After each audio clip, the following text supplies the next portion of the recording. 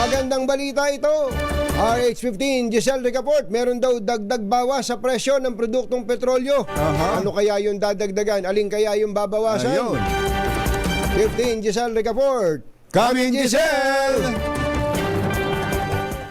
Matapos ang kakarampot na bawas presyo, namumuro naman sa susunod na linggo ang taas presyo ng gasolina ng mula 40 centavos hanggang sa 70 centavos.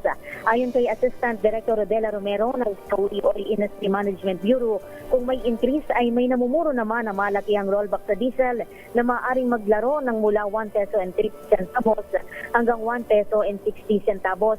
Habang ang kerosene posible ring magmura ng 85 centavos hanggang piso sa Martes. Sinabi ni Romero na itutulak ang dagdag bawas sa presyuhan ng alinlangan sa posibleng US tariff sa Mexico at Canada ang isinusulong ni US President Donald Trump na mababang presyuhan at mas mataas na output sa Amerika at ng iba pang major supplier kagaya ng Organization of the Petroleum Exporting Countries.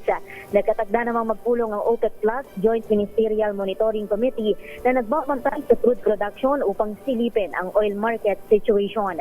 Ito si Giselle Ricaport para sa DZRH, una sa Pilipinas, una sa Pilipino.